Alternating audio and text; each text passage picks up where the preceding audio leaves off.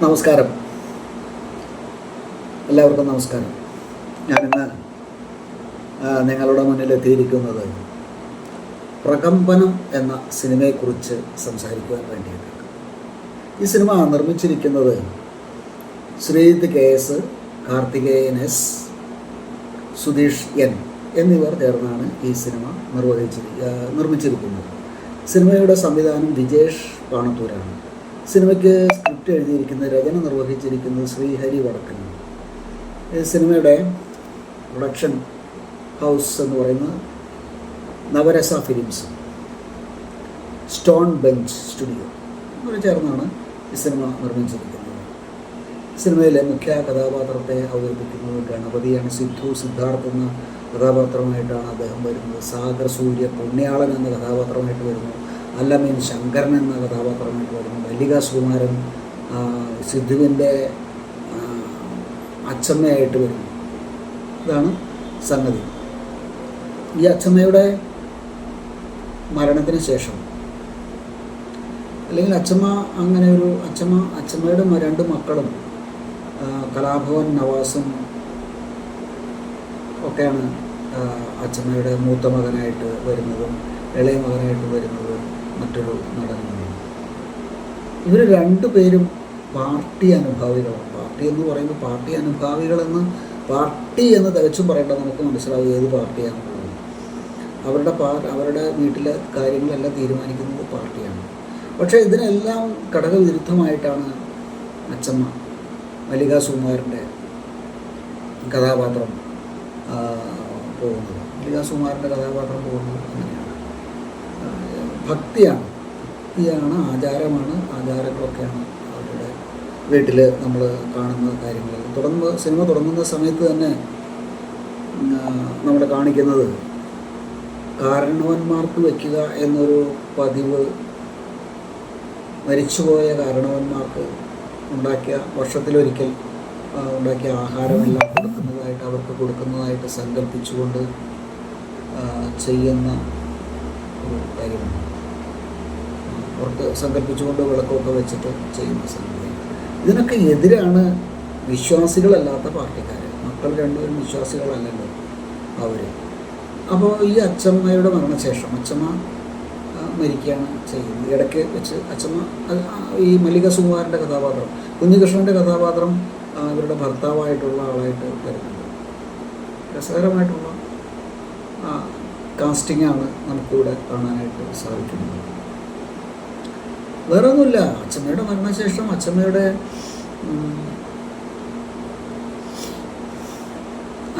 ചിതാഭസ്മം എവിടെയെങ്കിലും പുണ്യ നദികളിൽ നിമഞ്ജനം ചെയ്യണമല്ലോ. അതിന് വേണ്ടിയിട്ട് സിദ്ധാർത്ഥൻ, ഗണപതി അവതരിപ്പിക്കുന്ന സിദ്ധു, അയാൾ പഠിച്ചുകൊണ്ടിരിക്കുകയാണ്, കൊണ്ടുപോവുകയാണ് ചെയ്യുന്നത്. അയാൾക്ക് കുടം അങ്ങനെ തന്നെ കൊണ്ടുപോകാനായിട്ടുള്ള ബുദ്ധിമുട്ടുള്ളത് കൊണ്ട് അദ്ദേഹം അതൊരു ഡപ്പിയിലാക്കിയിട്ടാണ് കൊണ്ടുപോകുന്നത്.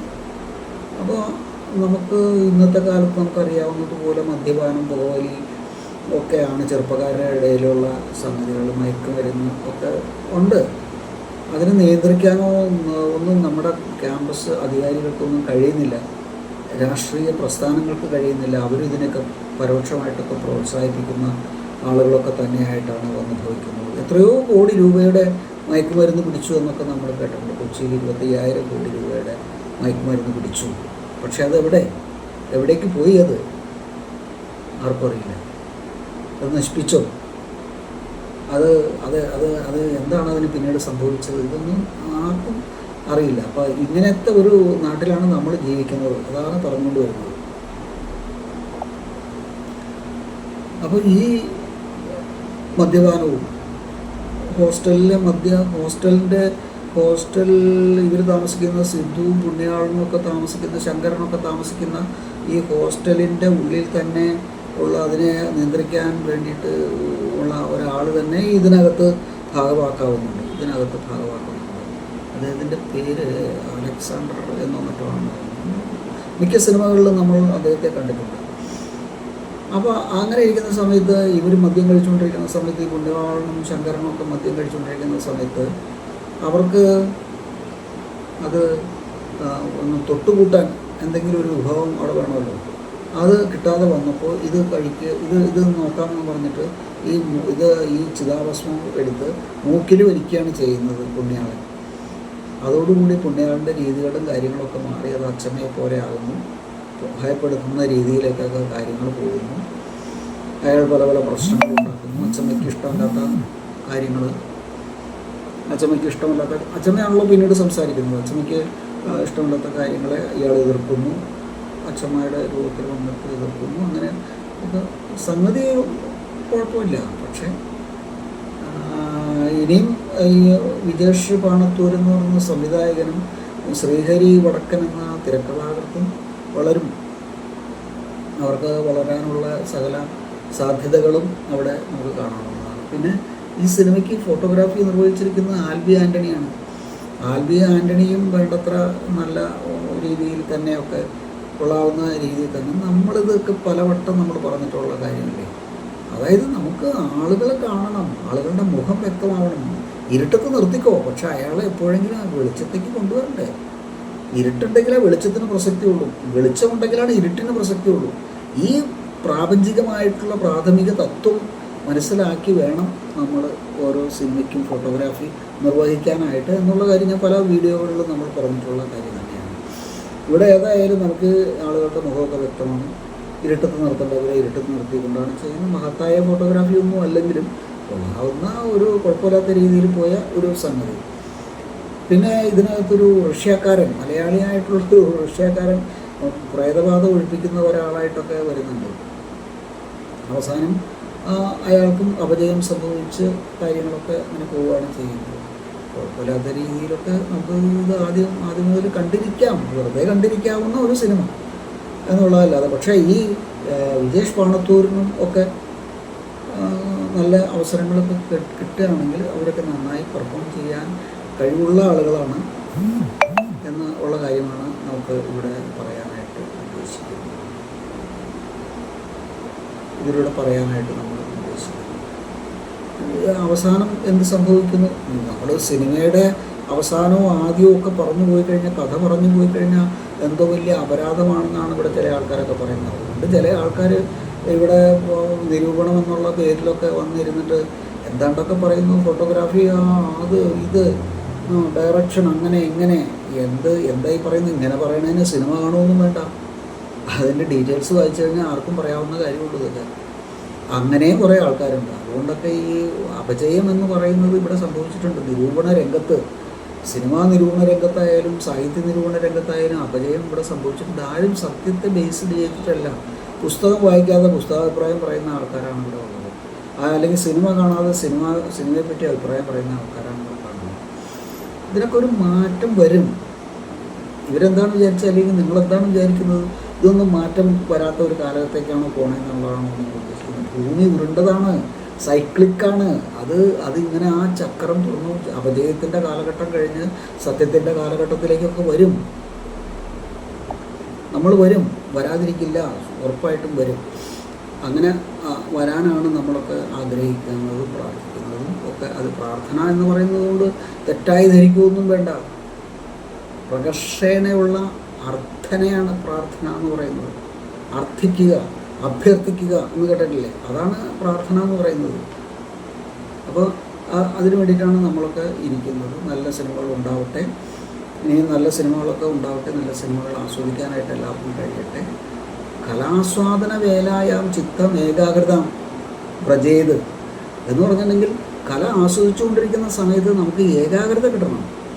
നമ്മൾ വിട്ടുപോകരുത്, ആസ്വാദകൻ അവിടെ നിന്ന് വിട്ടുപോകരുത്. ഞാൻ ഖസാക്കിൻ്റെ ഇതിഹാസമൊക്കെ വായിക്കുന്ന സമയത്ത് ഒറ്റ ഇരിപ്പിലാണ് അത് വായിച്ചു തീർത്തത്. ആ പരിസരം പോലും മറന്ന് നമ്മൾ സ്വയം എല്ലാം മറന്ന് അതിൽ തന്നെ ലയിച്ചിരുന്നാണ് ഖസാക്കിൻ്റെ ഇതിഹാസമൊക്കെ നമ്മൾ വായിക്കുന്നത്. അതുപോലെ നല്ല സിനിമകൾ നമ്മൾ കണ്ടിട്ടുണ്ട്, ഇഷ്ടംപോലെ സിനിമകൾ കണ്ടിട്ടുണ്ട്, നല്ല സിനിമകൾ. മലയാളത്തിൽ അനന്തരം ഷാജിയുടെ പിറവി പോലെയുള്ള സിനിമകൾ, ചിദംബരം പോലെയുള്ള സിനിമകളൊക്കെ നമ്മൾ കണ്ട് ആസ്വദിച്ചിട്ടുള്ള ആൾക്കാരാണ്. അപ്പോൾ ഇവിടെ നമ്മൾ ഒരു കാര്യം പ്രത്യേകം പറയേണ്ടതായിട്ടുള്ളൊരു കാര്യം, തിരക്കഥ നന്നാവണം, സംവിധാനം നന്നാവണം, ചലച്ചിത്ര ഛായാഗ്രഹണം നന്നാവണം. ഈ 3 കാര്യങ്ങളും നന്നാവുമ്പോൾ മാത്രമാണ് ഒരു സിനിമ ആസ്വാദന യോഗ്യമായിട്ട് വരികയുള്ളൂ. എന്നുള്ള കാര്യമാണ് നമ്മൾ പറഞ്ഞുകൊണ്ടിരിക്കുന്നത്. പലവട്ടം പറഞ്ഞു, ഇനിയും പറയും. ഇതിൻ്റെ ഇടയ്ക്ക് ഒരു നിരൂപക വേഷധാരി വന്നിട്ട് ആ സിനിമയുടെ മൂന്നാം ഭാഗം വേറൊരു സിനിമയെക്കുറിച്ചാണ് സംസാരിക്കുന്നത്. വലതുവശത്തെ കള്ളനെ പറ്റിയാണ് സംസാരിക്കുന്നത്. അപ്പോൾ ആ സംവിധായകൻ്റെ അടുത്ത സിനിമയെക്കുറിച്ച് അയാൾ എന്തിനാണ് പറയുന്നത്? അത് വരട്ടെ, വന്നു കഴിയുമ്പോൾ നമുക്ക് നോക്കാം. അതല്ലാതെ ഈ സിനിമ ഇപ്പോൾ പറഞ്ഞുകൊണ്ടിരിക്കുന്ന സമയത്ത് തന്നെ ആ സംവിധായകൻ്റെ ജിത്തു ജോസഫിൻ്റെ അടുത്ത സിനിമയെക്കുറിച്ചാണ് സംസാരിക്കുന്നത്. ജിത്തു ജോസഫിൻ്റെ 2 സിനിമകൾ അടുപ്പിച്ചടുപ്പിച്ച് വന്നു. അതിൽ വലതുവശത്തെ കള്ളൻ മാത്രമാണ് നമുക്ക് കാണാൻ കൊള്ളാവുന്ന ഒരു സിനിമയായിട്ട് മാറുകയുള്ളൂ. അപ്പോൾ ഇങ്ങനെയുള്ള കാര്യങ്ങളൊന്നും പറയണം. നമ്മളൊരു സിനിമയെ പറ്റി പറയുന്ന സമയത്ത് അതിനെക്കുറിച്ച് സംസാരിക്കുക. അതിൽ എന്താണ് അതിൻ്റെ കണ്ടൻറ്റ് എന്നുള്ള കാര്യം വ്യക്തമായിട്ട് പറയണം. അതല്ലാതെ ആ ഛായാഗ്രഹണം അങ്ങനെയാണ്, അഭിനയം ഇങ്ങനെയാണ്, അങ്ങനെയൊന്നും പറയേണ്ട കാര്യമല്ല. അത് പറയണമെങ്കിൽ എന്തുകൊണ്ടാണ് ആ അഭിനേതാവിന് അഭിനയിക്കാൻ പറ്റാതെ വന്നത്, അല്ലെങ്കിൽ എന്തുകൊണ്ട് ആ അഭിനേതാവിന് അഭിനയിക്കാൻ പറ്റി, ഈ കാര്യം പറയണമെങ്കിൽ സിനിമയുടെ തീം കുറച്ചെങ്കിലും നമ്മൾ സൂചിപ്പിച്ചേ പറ്റുള്ളൂ. അതാണ് ഞാൻ ചെയ്യുന്നത്. സിനിമയുടെ തീം സൂചിപ്പിക്കാതെ ഒരാൾ നന്നായിട്ട് അഭിനയിച്ചു. അപ്പോൾ ഇവിടെ അച്ചമ്മയുടെ കാര്യം പറഞ്ഞു, അച്ചമ്മയുടെ ചിതാഭസ്മത്തിൻ്റെ കാര്യം പറഞ്ഞു, അത് എടുത്ത് മൂക്കിൽ വലിച്ച പുണ്യാളൻ്റെ കാര്യം പറഞ്ഞു. പുണ്യാളെന്ന് സംഭവിച്ചു. അത് കഴിഞ്ഞ് ഈ മലയാളിയായ റഷ്യക്കാരന് ആണ് പിന്നീട് ഇത് അപജയം സംഭവിക്കുന്നത്. അപജയം എന്താണെന്നുള്ളത് നിങ്ങൾ തിയേറ്ററിൽ പോയിട്ട് കാണും. അപജയം എന്താണെന്നുള്ളത് അപ്പോഴും യാതൊരു കൂസലുമില്ലാതെ നടക്കുന്ന കുഞ്ഞികൃഷ്ണൻ്റെ കഥാപാത്രതയാണ് നമുക്കവിടെ കാണാനായിട്ട് സാധിക്കുന്നത്. അതായത് നമുക്കിത് ചുമ്മാ കണ്ടിരിക്കാവുന്ന ഒരു സിനിമ തന്നെയാണ് എന്നുള്ള കാര്യത്തിൽ ഒരു സംശയവുമില്ല. പ്രകമ്പനം എന്ന ഈ സിനിമ വെറുതെ കണ്ടിരിക്കാവുന്ന ഒരു സിനിമ തന്നെയാണ്.